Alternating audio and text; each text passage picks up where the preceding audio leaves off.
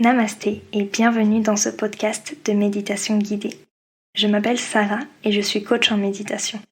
À travers ce podcast, je souhaite te guider à aligner ton énergie et tes émotions à travers la méditation, afin que ton sourire et ton bien-être rayonnent dans ton cœur et autour de toi.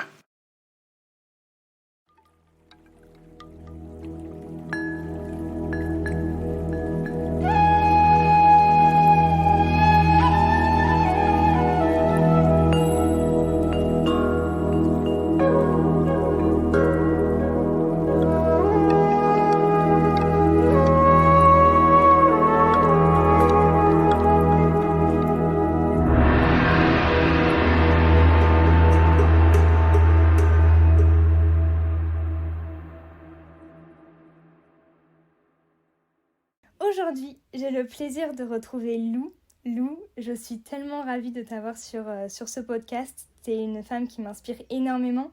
Tu m'accompagnes aussi dans mon développement personnel, dans mon éveil spirituel et c'était important de t'interviewer, de savoir un peu toi, ton parcours. Comment vas-tu ? Ça va très bien, je suis très contente d'être ici. J'ai hâte qu'on discute ensemble, puis de répondre un peu à tes questions aussi. Est-ce que, alors c'est la question, qu'est-ce que tu fais ? Qui tu es ? Ok, euh, alors je m'appelle Lou et en fait moi ce qui me fait vraiment vibrer c'est de permettre aux gens de se connecter à eux, à leur profondeur, à leur âme, à leur créativité et d'incarner leurs rêves. Et un peu mon leitmotiv entre guillemets et ce que je répète tout le temps c'est faire tout ça d'accord mais faire tout ça dans la fluidité, dans la joie, dans la simplicité, ça me tient encore plus à cœur. Et donc voilà, pour porter ces missions, j'utilise mes compétences de psychologue, parce que je suis psychologue de base. J'utilise aussi mes capacités extrasensorielles, les pratiques chamaniques, les neurosciences. Voilà, j'aime beaucoup mélanger à la fois la psychologie, l'énergétique, le spirituel. Ouais, ça permet de travailler un peu avec être très terre à terre et en même temps se laisser porter par un petit peu la magie de ce monde invisible qu'il y a. Oui, Ouais. carrément, carrément. Comment ça t'est venu tout ça ? Quel parcours, quel chemin t'as eu pour être dans la pratique chamanique, dans les neurosciences, etc. Qu'est-ce qui t'a poussé à faire tout ça ? La psycho, c'était un peu comme une évidence. Enfin voilà, t'es au lycée, on te demande à t'orienter, etc. Et en fait, ma mère, elle m'a vraiment poussée à ce moment-là à croire en moi et à me dire mais qu'est-ce qui te fait vibrer et de quoi t'as vraiment envie, quoi. Et la fac de psycho me donnait envie et à ce moment-là, je me suis lancée. Ça a été vraiment des années magnifiques d'éclosion. Enfin, je suis très nostalgique quand je parle de ce moment-là de ma vie, mais parce que vraiment, ça a été énorme pour moi. J'avais vraiment l'impression de me retrouver, d'être acceptée comme j'étais. C'était waouh, d'être vraiment sur le bon chemin, hyper alignée, trop beau. Et donc voilà, j'ai fait mon cursus de psycho, 5 ans du coup, pour devenir psychologue à la fac. Et je suis sortie de la fac en tant que psy, spécialisée dans la psychologie du travail. Et en fait, à ce moment-là, je me suis rendu compte que la psychologie, ça pouvait avoir ses limites. Et que voilà, moi-même, dans mon parcours, en tout cas, dans mon cheminement spirituel, à ce moment-là, j'étais dans un deuil et ça a été hyper difficile pour moi et je me suis rendu compte qu'en fait, la psycho, ça m'aidait. Excuse-moi, chakra de la gorge, bonjour. Je me suis rendu compte à ce moment-là que la psycho du travail, ça m'aidait pas tant que ça. Et que la psychologie, ça avait aussi ses limites. Et du coup, je suis allée vers l'énergétique, j'ai fait mes premiers soins, j'ai fait aussi quelque chose par rapport à l'âme. Enfin, une guidance, une guidance, une lecture d'âme. Et waouh, à ce moment-là, ça a été une redécouverte. Et je me suis dit, mais oui, en fait, c'est ça, Lou. C'est en toi, c'est déjà là, en fait. Il faut faire sortir tout ça. Et puis petit à petit, mes capacités extrasensorielles se sont réveillées aussi en même temps. Donc, en fait, ça a été hyper fluide, quoi. C'est vraiment la vie qui m'a emmenée sur ce chemin-là. Et j'avais soif aussi d'apprendre et du coup je me suis aussi tournée vers les neurosciences parce que j'avais l'impression, avec la psycho, j'avais acquis une posture, une compréhension de l'être humain qui est vraiment très profonde, très globale, mais j'avais l'impression de manquer comme d'outils, tu vois, de trucs hyper matériels. Et du coup, à l'Institut des neurosciences appliquées, j'ai fait ma formation en neurosciences et pendant 1 an. Et c'était vraiment voilà, un beau bagage aussi pour moi, pour me transformer, puis pour permettre aux gens de se transformer aussi. Voilà. C'est beau. C'est bien de pouvoir se dire, ok, j'ai la psychologie, je connais un petit peu voilà, la psychologie, l'être humain, etc. Mais je vais aller piocher d'autres outils pour justement avoir une vision plutôt holistique parce qu'on est tellement complexe que des fois, voilà, il faut des bagages pour accompagner. Mais carrément, carrément. L'humain est trop complexe et surtout, euh, la préoccupation qu'on a de l'humain, elle date pas... Enfin, je sais pas comment dire, mais tu vois, c'est moins vieux que la médecine. C'est plus récent tout ça et je pense que c'est hyper important d'aller apprendre, d'aller découvrir.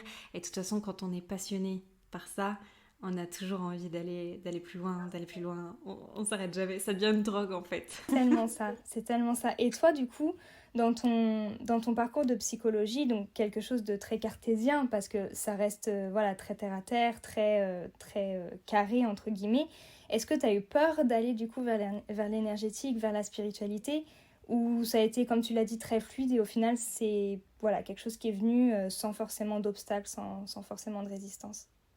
C'est venu de manière très fluide. En fait, ça m'a permis, si tu veux, les capacités extrasensorielles que j'ai, je les avais déjà étant enfant. Et en fait, du coup, ça a été plus la redécouverte et puis plus la sécurité de me dire putain, mais en fait, ok, c'est normal, c'était déjà en moi et de comprendre, de mieux me comprendre, de pouvoir intégrer, de pouvoir développer ça, de me mettre dans un cadre hyper sécurisant pour le développer aussi. Non, tu vois, moi j'ai pas eu peur, ça a plus été une ouverture. Ce que j'ai eu peur par contre, c'est plus le regard de mes confrères psy. Ça a été plus... Au début, ça a été compliqué à gérer. Maintenant, je m'en fous, je parle de mon activité comme ça. Mais au début, je disais, bah, je suis psy. Alors qu'en fait, pas du tout, tu vois. C'est bien plus que ça, mais voilà. Et qu'est-ce que eux en pensent maintenant? Est-ce que tu as des retours? Ou, enfin, même si tu t'en moques, quels sont un peu les retours que tu peux avoir?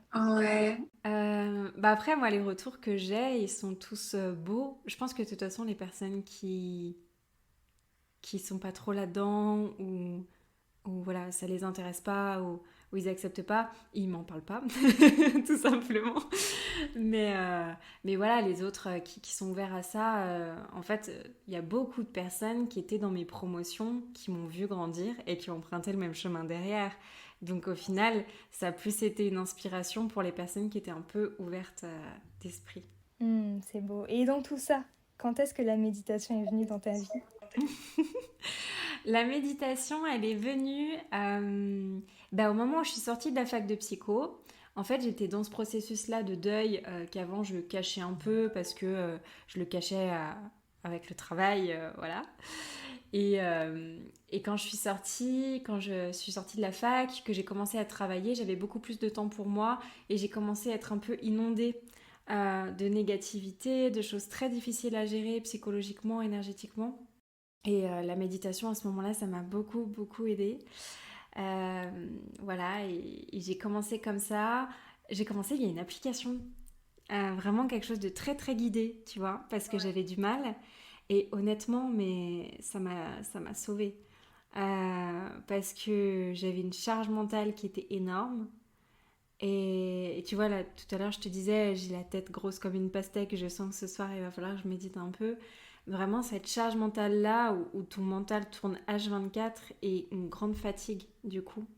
Et ça m'a complètement sorti de ça, la méditation. En plus de me reconnecter à différentes dimensions en moi, sur lesquelles je m'étais complètement déconnectée des années auparavant. Ouais, ça te permet de t'ancrer, de, comme tu le disais aussi tout à l'heure, peut-être d'avoir de sécurité pour tes dons extrasensoriels, pour du coup travailler avec l'invisible, avec tout ce qui est chamanique, etc. Je pense que c'est important d'ancrer la méditation. Ouais. Ouais, ouais, ouais, ça t'ancre. Et puis, comme tu dis, c'est vraiment Je trouve que la méditation, plus tu la pratiques, plus tu te sens en sécurité dans ton corps. Tu vois? C'est comme une bulle autour de toi. Et après, cette sécurité-là, elle se transpose dans ta vie. C'est pas un truc qui reste pendant les 5 minutes où tu fais la méditation. L'état, il reste après, tu vois.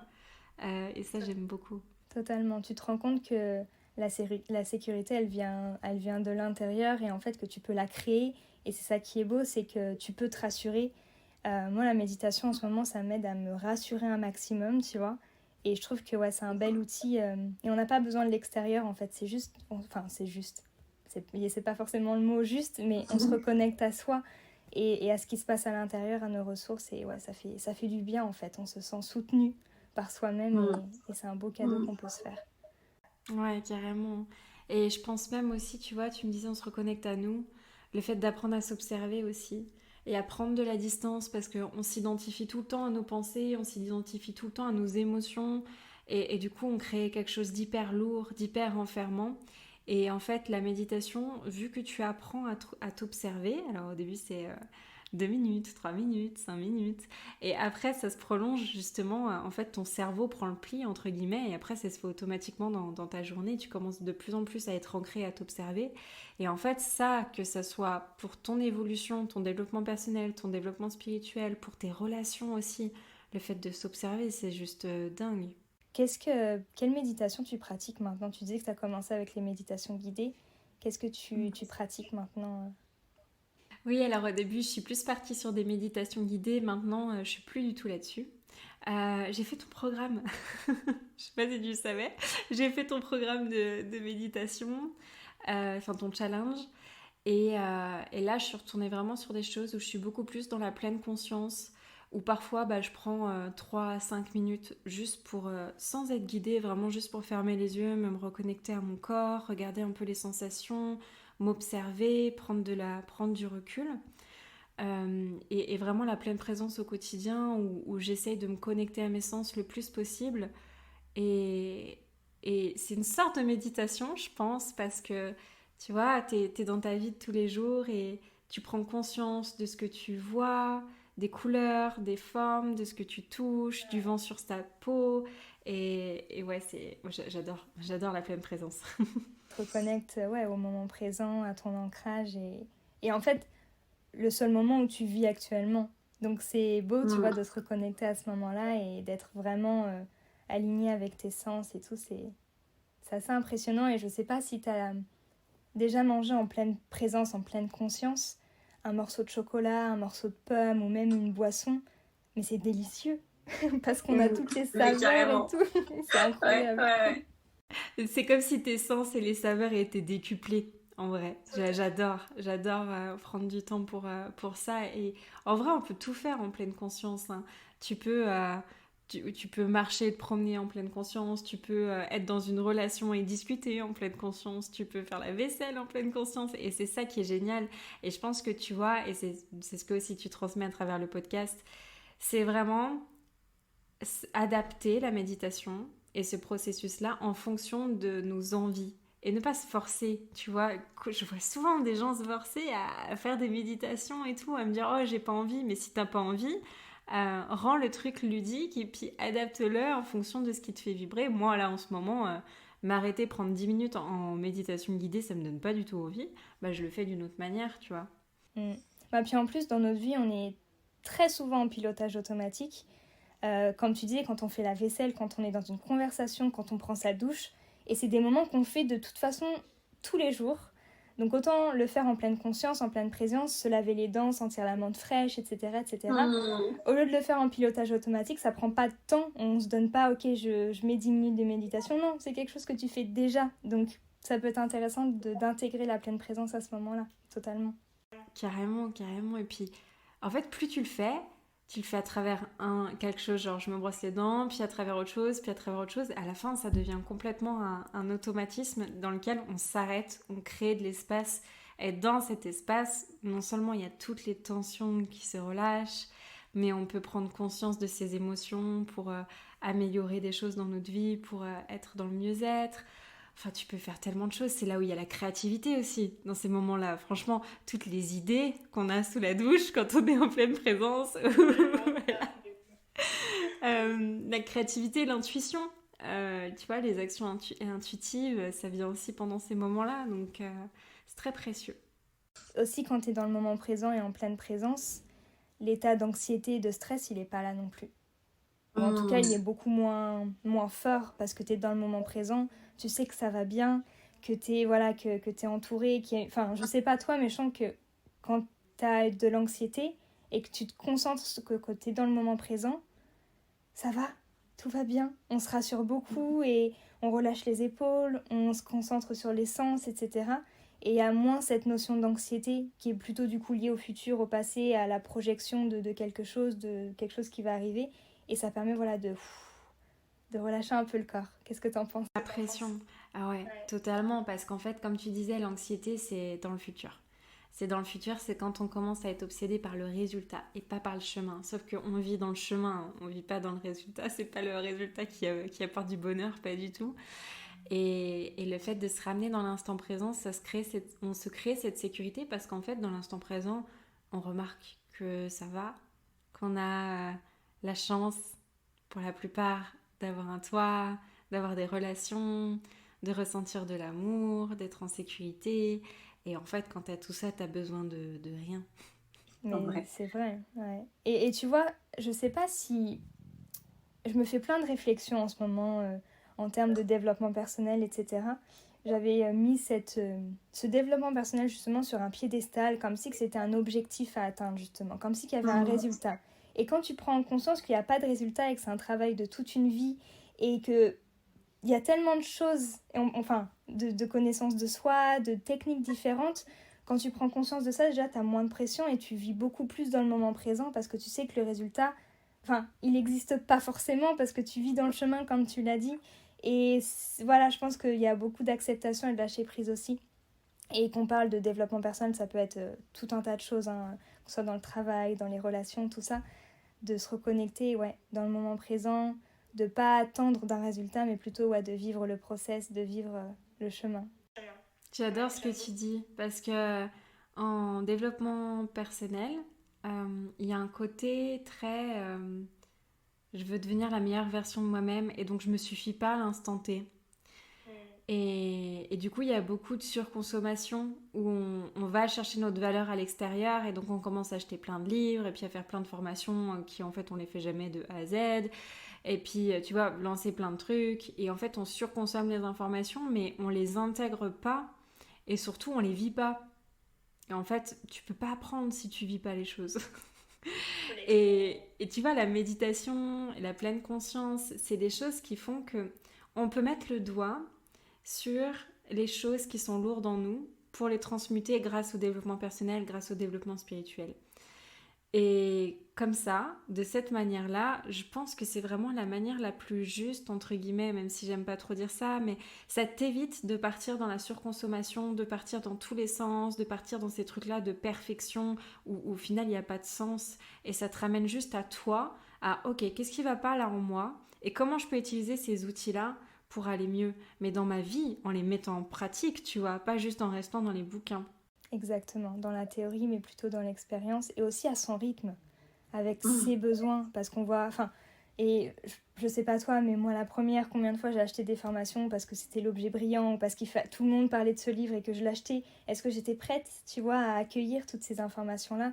Et comme tu l'as dit, je pense qu'il faut prendre le temps d'accueillir, d'assimiler ce qu'on apprend et de pas lire juste pour lire, de pas acheter une formation juste pour acheter une formation, de pas avoir un jeu d'oracle parce que tout le monde l'a et que c'est voilà. Je pense qu'il faut vraiment le faire avec ses besoins à soi et ouais, se reconnecter, tu le disais tout à l'heure, j'aime bien, c'est la simplicité. Ça sert à rien de s'encombrer, on se charge l'esprit avec tout ça en plus. Revenir à la simplicité, ça fait du bien. Et tu vois, souvent on me dit mais Lou, c'est dingue, quand tu parles de tes expériences, on a l'impression que tu vis tout le temps des trucs de fou. Mais c'est juste que je mets du sens sur ce que je vis parce que comme tu dis, j'achète pas un livre pour dire d'acheter un livre, j'achète pas une formation ou je prends pas une prestation chez quelqu'un pour dire de prendre ça.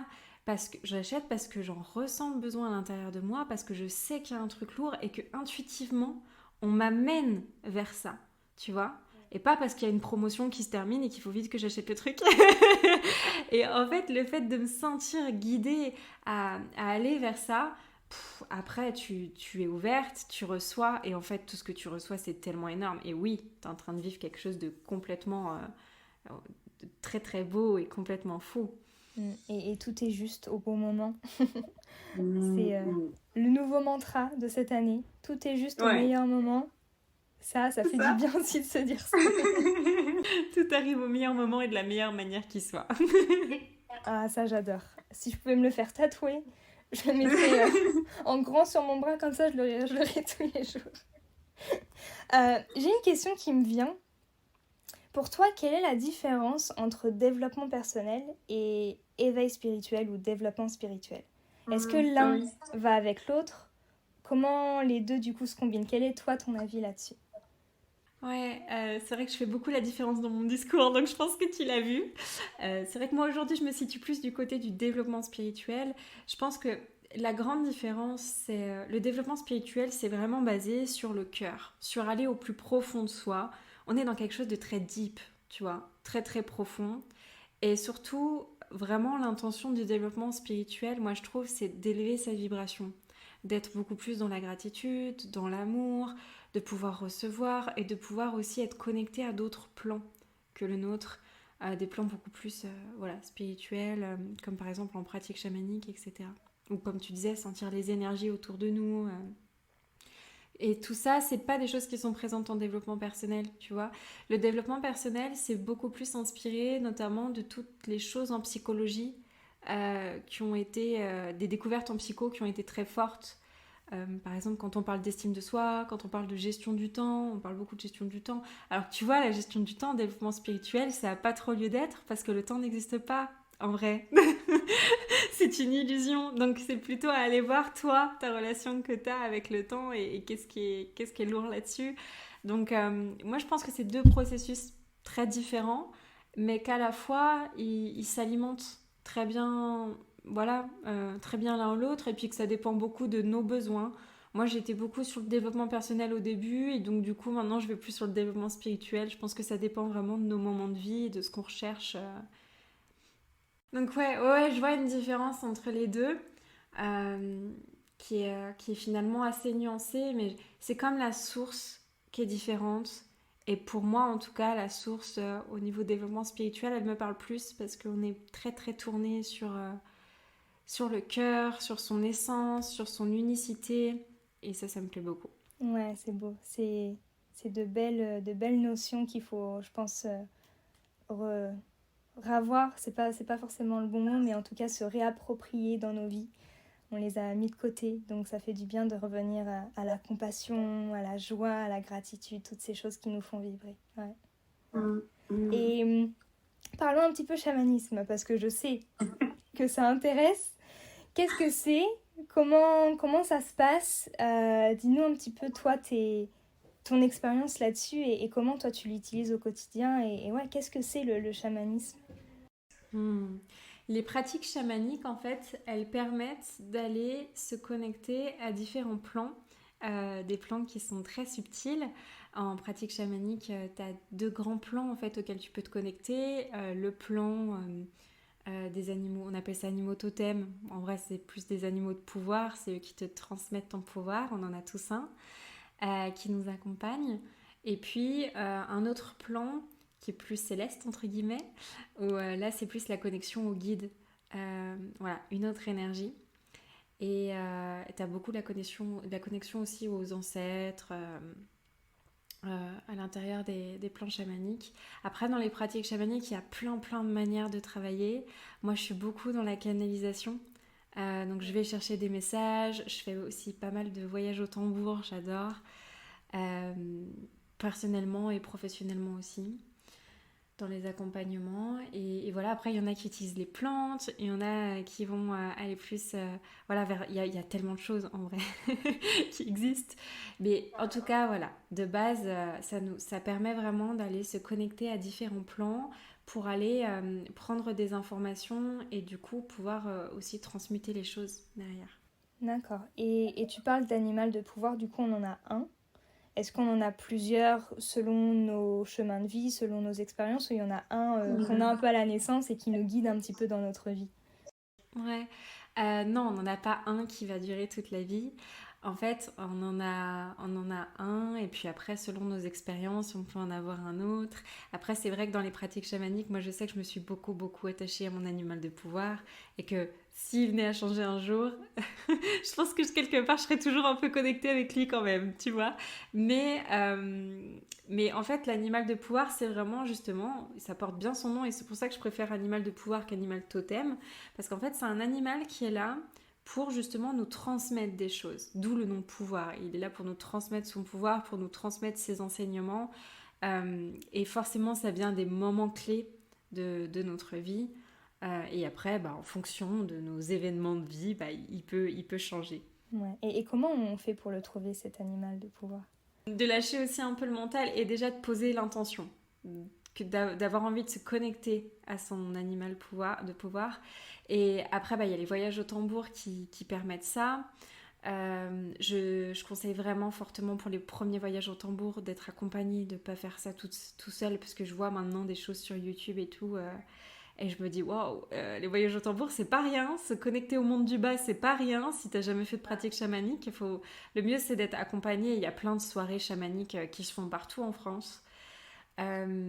Voilà. Après, il y a aussi des méditations, des méditations guidées qui permettent d'aller se connecter à son animal de pouvoir. Et puis, t'as la vie. Moi, j'ai été connectée à mon animal de pouvoir sans même le savoir, sans même trop l'intellectualiser.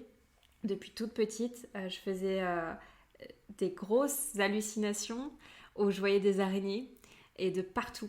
Et vraiment, je les voyais, j'étais réveillée, j'avais les yeux ouverts et je les voyais, quoi. Donc c'était ouf. Et en fait, on m'a mis sous médicaments à un moment donné, tellement on a cru que j'avais de l'angoisse, que je faisais des terreurs nocturnes. Et en fait, c'est juste que j'étais tellement pas ancrée que j'avais accès à certains plans subtils. Et trop en fait, c'était trop. Comparé à la réalité, c'était trop. Donc voilà, on me mettait sous cachet à ce moment-là.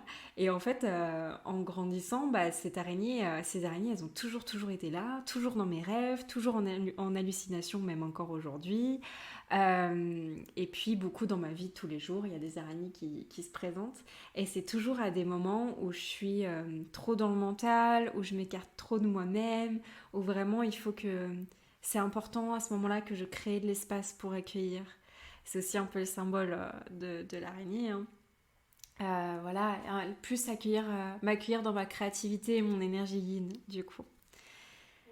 Donc voilà, ça peut vraiment se présenter de plein de manières. Et je pense que le tout, c'est de poser l'intention et après de laisser aller et d'observer. Peut-être que vous allez vous sentir appelé par une méditation, peut-être que ça sera une pratique chamanique, un voyage au tambour, peut-être que ça sera plus observer dans la vie de tous les jours les animaux qui viennent à vous, et peut-être que maintenant vous captez que vous avez une attirance ou un truc spécial avec un animal.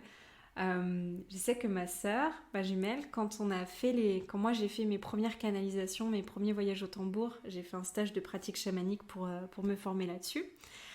On a vu 2 animaux de pouvoir pour moi. On a vu l'éléphant, on a vu l'araignée. Et j'ai dit aux gens, ne cherchez pas, l'araignée c'est ma sœur jumelle. Et vu qu'on est connectés, les gens voyaient les deux. Et en fait, ma sœur jumelle, depuis toute petite, elle n'a pas vu d'éléphant, parce que c'est compliqué en France de voir un éléphant. Mais par contre, elle se sentait profondément connectée à cette énergie de l'éléphant, tu vois. Et vraiment, elle sentait qu'elle avait un amour pour cet animal-là qui était différent des autres, qui était spécifique. Et en fait, elle était déjà connectée à son animal de pouvoir. C'est dingue. Tu m'avais donné mon animal de pouvoir. C'était la biche, je crois. C'était la biche. Et quand tu me l'as dit, je me suis dit, purée, c'est un truc de fou, parce que avec mon mari, on parle souvent, tu vois, de... pourquoi pas, de bébé, toutes ces choses-là, tu vois, ça commence un petit peu à nous travailler, etc. Et j'aurais bien aimé donner un prénom hébreu, parce que je trouve que c'est très puissant et il y a quelque chose de très sacré à travers ces prénoms. Et un prénom que j'aime énormément, et c'est Yaël. Bon, lui, il n'aime pas du tout, parce qu'il y a la signification. Et Yaël, c'est la biche. Et quand tu m'as dit que mon animal de pouvoir, c'était ça, je me suis dit, mais purée, mais c'est incroyable, parce que c'est connecté. Après, c'est des interprétations. Est-ce que du coup, c'était un appel de cet animal? Pour moi, oui. Mais je trouvais que c'était tellement beau que voilà, mon chéri m'a dit non, on l'appellera pas comme ça, notre fille. Bah ouais, quelle tristesse, c'est un joli prénom. Enfin bref, donc voilà, ça peut vraiment du coup se manifester par plein de façons différentes au final. Et c'est beau, parce que du coup, on sent qu'il y a quelque chose, c'est notre intuition, c'est les énergies, et tout est lié. Et je trouve que c'est incroyable en fait. À chaque fois, moi, je suis sur le cul. Quand il arrive des choses comme ça, je me dis, mais c'est pas possible. C'est pas possible. C'est dingue. Mais oui, et tu vois, l'interprétation, c'est ce que tu disais. Oui, c'est peut-être une interprétation, mais en fait, il faut bien comprendre que tous les signes qu'on reçoit, et si vous recevez aussi votre animal de pouvoir, une connexion avec lui, euh, la première image, idée, pensée qui vous vient, c'est la bonne, en fait. Ça sera jamais une surinterprétation. Là, si vous allez taper sur Google, oui, ça peut devenir une surinterprétation. Mais par contre, si ça vient vraiment de vous et c'est le premier élan et vraiment vous sentez à l'intérieur de vous que c'est ça, en fait, c'est ok. Tous les signes qu'on vous envoie, c'est des signes qu'on sait que vous êtes capable d'interpréter. Donc c'est pour ça que la vôtre d'interprétation est la meilleure. Parce qu'en fait, quand l'univers vous envoie un signe, c'est pour vous, c'est pas pour votre voisin. Donc l'interprétation de votre voisin, elle est pas fort utile dans le truc en vrai. Oui, parce que c'est selon en plus lui, ses filtres à lui, ses lunettes à lui, et donc du coup ça n'a pas de sens pour quelqu'un. C'est vraiment propre à soi, quoi. J'adore, c'est beau de parler de toute cette énergie qui nous entoure. C'est vachement rassurant, et de savoir qu'on a autant de soutien, tu vois, et quand on est prêt à l'accueillir, toutes les belles choses qui peuvent nous arriver, et on peut se laisser porter, quoi. Donc c'est vraiment chouette. Et retour un petit peu à la méditation. Tu parlais du coup que la méditation, ça te permettait de t'ancrer. En plus, du coup, si tu fais des voyages au tambour, si tu fais des voyages dans d'autres dimensions, etc., ça te permet du coup de garder les pieds sur terre. Qu'est-ce que ça t'apporte d'autre dans ton quotidien de méditer personnellement? Après, je sais que tu donnes aussi des méditations à tes clients, aux membres de tes programmes, etc. Mais toi, qu'est-ce que ça t'apporte au quotidien? En fait, ça me permet vraiment d'aller gérer mes émotions. Moi, j'ai un mécanisme de défense qui est très fort, c'est-à-dire que je me déconnecte de la réalité très vite. Tu vois souvent, on me dit « Oh, Lou, t'as l'air super sereine. » Oui, non, c'est juste que je me déconnecte très bien de la réalité. Et si j'ai eu toutes ces hallucinations-là, c'est justement que j'étais pas très ancrée et que je me déconnecte facilement de la réalité. Et le problème là-dedans, c'est que du coup, tu peux vite te déconnecter de tes émotions. Sauf que les émotions, c'est un des meilleurs guides. C'est ça qui nous permet de savoir, ok, là, il y a un truc lourd en moi à transmuter. Ok, là, je sens, j'ai envie d'aller vers ça parce qu'il y a plein de joie là-bas. Ou à l'inverse, oh là là, ça m'inspire pas du tout, en fait. Là, je suis pas heureuse là-dedans, c'est lourd pour moi. Je préfère aller sur un autre chemin plus aligné. Et en fait, moi, j'ai des périodes de ma vie où j'ai tendance à me déconnecter parce que c'est trop difficile pour moi. Et du coup, je suis désalignée, tu vois, je me désaligne. Et en fait, la méditation, c'est ce qui me permet d'aller me connecter à mes émotions. Et en douceur, quoi, tu vois. Que ce soit fait en douceur, de me connecter à mes émotions et de me dire, là, il y a quelque chose. Ou voilà. Et heureusement que j'ai ça, parce que honnêtement, je pourrais pas être alignée sinon. Et est-ce que c'est une pratique du coup que tu fais tous les jours, comme tu le disais tout à l'heure, quand tu en ressens le besoin? Je sais que voilà, il y a certaines personnes qui vont méditer tous les jours parce que c'est dans leur routine, et comme tu l'as dit, après il y a la pleine présence, etc. Ou alors c'est des moments, comme tu le disais aussi tout à l'heure, quand tu sens que tu as la tête lourde comme une pastèque, qu'il y en a plein, charge mentale, c'est des moments plutôt bien précis où tu vas méditer. C'est plus par phase quand même. Okay. En fait, je ressens au niveau énergétique, quand c'est lourd, je le ressens, et je prends plus ces moments-là. Voilà, quand c'est lourd au niveau énergétique, quand je ressens que j'ai plus d'énergie, vraiment il y a un truc, et ben là je prends un peu plus de temps pour méditer, pour me recentrer sur moi. Après, j'avoue qu'aussi les moments où je suis profondément en joie, profondément en amour, J'adore méditer aussi pendant ces moments-là. En fait, je suis en train de remarquer, là, en parlant avec toi, que je médite pendant les moments intenses. Tu sais, que ça soit lourd ou que ça soit joyeux. Parce que quand tu pars en méditation et que tu es dans ce truc-là de joie, d'amour, de grande, grande gratitude, tu peux décupler encore plus ces sentiments-là. C'est trop agréable. Puis ça fait du bien en plus, parce que la méditation, t'en parlais, tu peux méditer quand tu te sens pas bien, quand tu veux nommer tes émotions, mais la méditation, c'est aussi là quand ça va. Et la relation que tu as avec cette pratique, elle est totalement différente quand tu fais une méditation où tu sais que tu es en gratitude, que tu es en amour. Et là, ça va se décupler. Tu peux même pleurer de gratitude parce que là, ça prend de l'ampleur, ça s'envole. Tu sens qu'il y a plein de particules, de petits papillons qui s'envolent, etc. Et quand il y a des moments où c'est moins agréable, ça te permet plus de soutien et de te rassurer. Donc effectivement, ouais, c'est beau aussi de méditer quand ça va. Ouais, faut pas l'oublier. Ouais, ouais, ouais, ça permet vraiment d'intensifier les choses et de l'autre côté, c'est un peu comme une caresse qui t'apaise. C'est ça, une mère nourricière qui est là pour te prendre dans ses bras. Enfin, tu te prends dans tes bras toute seule, mais oui, c'est un peu ça. En tout cas, l'énergie, tu sens l'énergie de prendre dans tes bras aussi. Exactement. Et j'adore cette question. Je la pose tout le temps. Est-ce que tu aurais une expérience en méditation ou du coup dans des pratiques chamaniques ou en spiritualité, peu importe, une expérience qui t'a marqué et qui t'a permis d'avoir un déclic? Ou voilà, une expérience qui te vient là comme ça que tu as envie de partager avec nous. Ouais. Euh, Justement, au début de mon cheminement spirituel, quand j'ai fait ma première lecture d'âme, je me suis émue du coup. Et en fait, c'est comme si, automatiquement, pendant la lecture d'âme, elle était en train de me transmettre plein de choses. Elle vidait, elle vidait, elle vidait, elle vidait, elle vidait. Elle me reconnectait à mes vies passées, etc. C'était hyper, hyper fort. Et je pleurais, je pleurais, je pleurais. C'est bizarre, c'est comme si ça tombait tout seul. Enfin, comme si tout sortait de moi et tout rentrait à la fois. C'était très bizarre.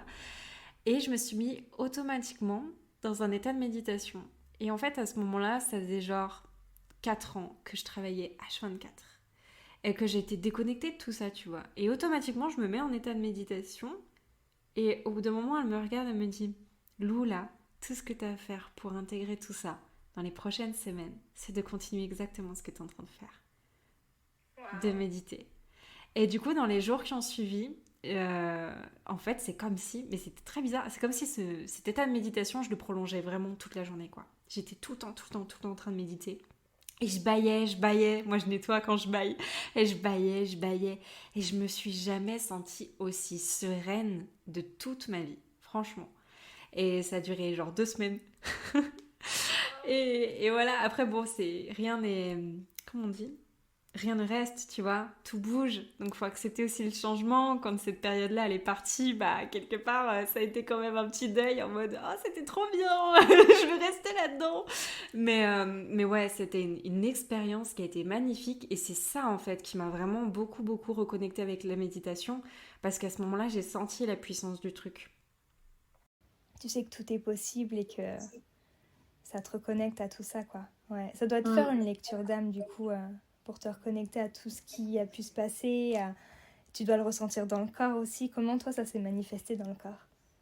Ouf, purée. En fait, moi, mes anciennes incarnations, toutes celles qui sont sorties à ce moment-là, c'était beaucoup des femmes et qui ont beaucoup souffert, voilà, des trucs très violents.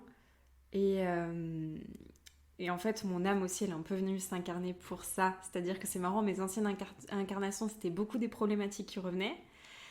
Comme quoi on m'a enlevé ma puissance de femme, comme quoi il y avait aussi beaucoup de femmes guérisseuses qui avaient été violentées.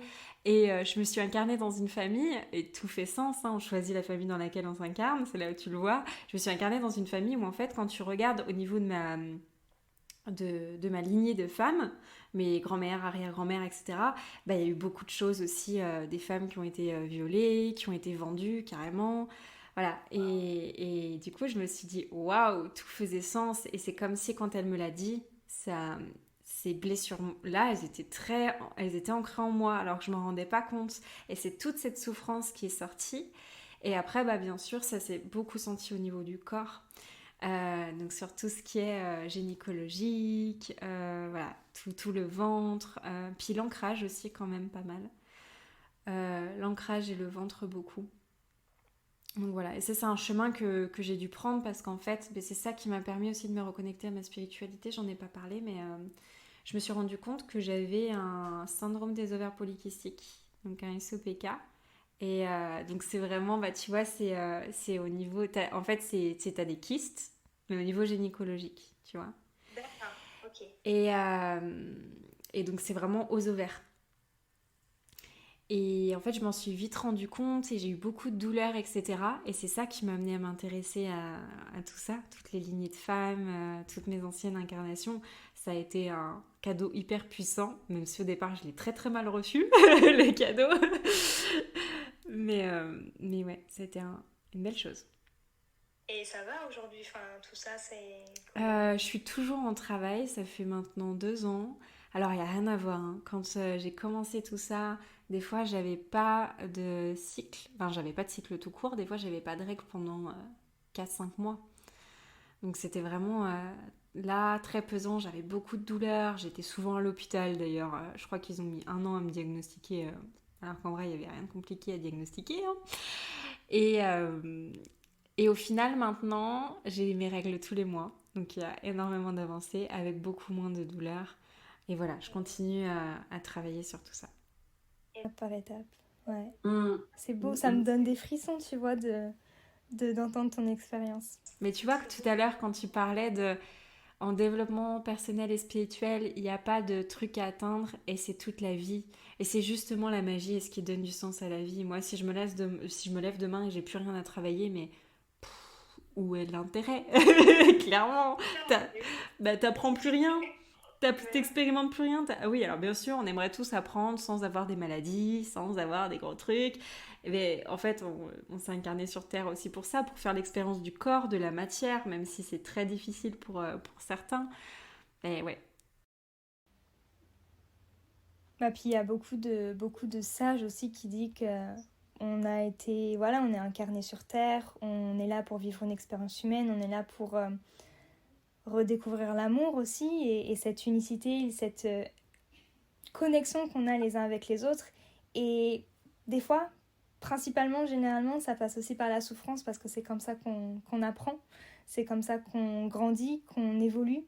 Souvent, voilà, il nous faut de gros bouleversements dans nos vies pour se rendre compte qu'il y avait quelque chose qui n'allait pas. Donc, ouais, et effectivement, des fois, souvent, là, la maladie, on la voit comme quelque chose de négatif, comme voilà, c'est pas qu'on va se victimiser, mais on va se dire mais pourquoi ça m'arrive, et pourquoi moi, etc., etc. Et c'est vrai que quand tu prends du recul, et ça demande, je pense, beaucoup de travail, hein, ça, en termes d'évolution, d'acceptation aussi, ça doit demander un gros travail, mais quand tu prends ce recul, tu te dis ok, en fait, ça m'a permis de travailler sur tout ça, de guérir ma lignée de femme, de me reconnecter à pas mal de choses aussi en termes d'énergie, donc ouais. C'est un beau travail, mais ça doit être...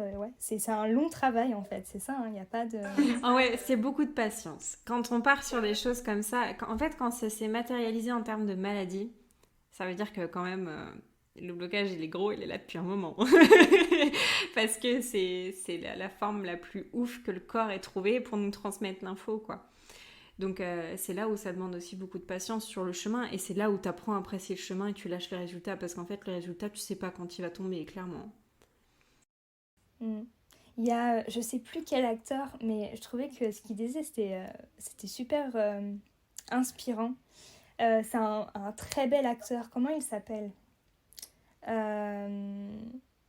Je sais plus le nom de l'acteur, tant pis, mais en tout cas il est très beau, voilà. C'est un très bel acteur. Il y en a plein des bons acteurs. Hein. C'est un bel américain. Et il disait, il était, je sais pas, peut-être aux Emmy Awards ou quelque chose comme ça, et il disait que son super-héros, il avait 10 ans de plus que lui. Et en fait, il disait que la personne qui le chase, la personne que tu veux chasser, la personne que tu veux être, elle a toujours 10 ans de plus et c'est quelqu'un que cette personne, comment? Je sais plus comment l'expliquer, mais en anglais, ça faisait vraiment sens. Son super-héros, la personne qui voulait devenir, elle avait déjà 10 ans de plus. Et chaque seconde de sa vie, cette personne, elle avait toujours 10 ans d'avance. Et c'est pour ça que ça lui permettait d'avancer et qu'il n'y avait pas de résultat, en fait. Tu vois, ça lui donnait juste la motivation pour Et du coup, en termes de loi d'attraction, de manifestation, d'énergie aussi, de qui tu veux être, cette personne, elle avait toujours 10 ans d'avance. Et voilà, je sais pas si ça fait sens ou si ça te parle, mais je trouvais que cette... C'est trop beau. C'est trop beau, j'ai des frissons partout. Oui, c'est comme s'il y avait quelque chose dans la matière qui incarnait ses rêves et qui il avait envie d'être et que c'était quelqu'un en fait qui existait déjà et du coup il allait vers lui et ça le mettait en mouvement. J'adore. Exactement, ouais. Donc il n'y a pas de résultat, c'est voilà, quelque chose qui me motivait pour avancer. Mais enfin voilà, si ça vous parle, prenez. Est-ce que tu aurais des conseils pour ceux qui nous écoutent, des conseils que tu aurais aimé avoir quand tu as commencé ou voilà, quelque chose qui te vient comme ça là en tête? Ouais, bah la première chose et que du coup je redis parce que je l'ai dit mais c'est important, c'est de suivre vos envies, suivre ce qui vibre pour vous. Si là aujourd'hui ça vibre pas pour toi de te poser 10 minutes et de méditer, ne le fais pas. Tu optes un autre moyen pour te reconnecter à toi et à ton corps, et par exemple la pleine présence, la danse, bref, il y a plein de choses. Vraiment suivre ouais, ce qui nous fait vibrer. Et puis s'observer beaucoup. Parce que c'est vraiment là qui est la magie de la vie en fait.